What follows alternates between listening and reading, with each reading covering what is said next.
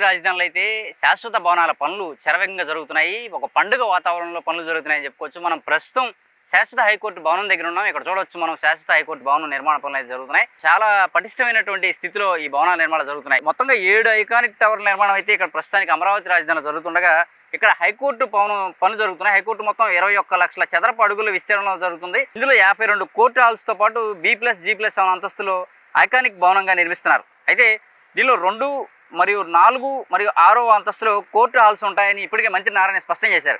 అయితే 8వ అంతస్తులో ప్రధాన న్యాయమూర్తి హాల్, కమ్యూనిటీ హాల్ ఉంటాయని చెప్పని కూడా స్పష్టంగా చెప్పారు నారాయణ. ఇది 2027 నాటి చివరికి పూర్తి చేయాలనేటువంటి లక్ష్యంతో ఈ హైకోర్టు భవన నిర్మాణ పనులు అయితే ప్రారంభించారు. ఈ నెల 25వ తేదీ రాత్రి మంత్రి నారాయణ ఈ హైకోర్టు భవనం పనులు అయితే ఏదైతే ఈ కాంక్రీట్ పనులు అయితే బిగిన్ చేశారు. 32 గంటల్లోపు ఈ కాంక్రీట్ పనులు కింద నుంచి జరుగుతున్నటువంటి కాంక్రీట్ పనులు ఏవైతే మనం చూస్తున్నామో ఈ పనులన్నీ కూడా 32 గంటల్లో పూర్తి చేసేదానికి వారు గట్టి ప్రయత్నం చేస్తే పనులు అయితే జరుపుతున్న పరిస్థితిని మనం చూడవచ్చు. పక్కనే తాత్కాలిక హైకోర్టు భవనం ఏదైతే ఉందో దాని పక్కనే ఈ హైకోర్టు భవనం నిర్మాణం అయితే జరుగుతుంది. తాత్కాలిక భవనంలో ప్రస్తుతం హైకోర్టు న్యాయమూర్తులే కావచ్చు, హైకోర్టుకి సంబంధించినటువంటి న్యాయవాదులు కావచ్చు, అంతా కూడా విధులు ఇక్కడి నుంచి నిర్వహిస్తున్నారు. ఈ తాత్కాలిక భవనంలో నుంచి 2027 నాటికి పర్మనెంట్ హైకోర్టు భవనం పూర్తి కాగానే ఇక్కడ విధులు నిర్వహించటాకైతే రావాల్సి ఉంటుంది. ఈ 27కి ముందే పూర్తి చేస్తామని అయితే మంత్రి నారాయణ ఆశాభావం వ్యక్తం చేస్తున్నారు. అంటే ఐకానిక్ టవర్స్ ఏవైతే ఉన్నాయో మొత్తం 7 పూర్తి చేయాలని చెప్పని దీంతో ఉన్నారు.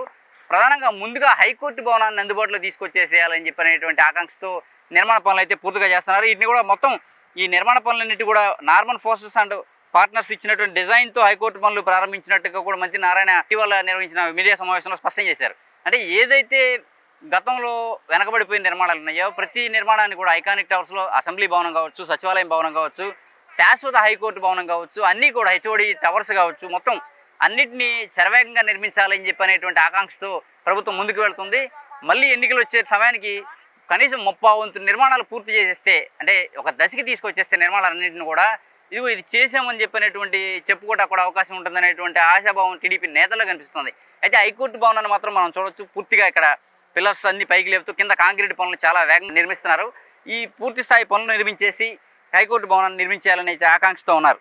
అయితే ఈ యొక్క హైకోర్టే కాదు, మొత్తం కూడా అన్ని భవనాలన్నింటినీ కూడా పూర్తి చేసేసి మంత్రి నారాయణ నేతృత్వంలో 3 కమిటీ ఏదైతే ఉందో పెమ్మసాని, కేంద్ర మంత్రి పెమ్మసాని కావచ్చు, మంత్రి నారాయణ కావచ్చు, స్థానిక ఎమ్మెల్యే తెనాలి శ్రావణ్ కుమార్ కావచ్చు, నిరంతరం పనులను పర్యవేక్షిస్తూ ఈ పనులు అన్నిటితో పాటు రైతుల సమస్యలను కూడా పరిష్కరించుకుంటూ అమరావతి రాజధానిలో నిర్మాణాలు పూర్తి చేసే ప్రతి దిశగా అయితే ప్రయాణం సాగిస్తున్నారు.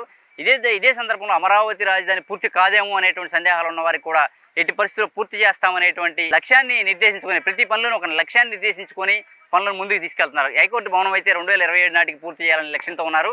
అన్ని భవనాలు కూడా ఏదైతే శాశ్వత భవనాలు ఉన్నాయో అన్నిటి కూడా రూపురేఖలు తీసుకొచ్చేదానికైతే ప్రభుత్వం విశేషంగా కృషి చేస్తుందని చెప్పుకోవచ్చు. వీడియో జర్నలిస్ట్ రెహమాన్తో నాని, ఏపీ అమరావతి, అభినవ్ భారత్, శాశ్వత హైకోర్టు భవనం నుంచి.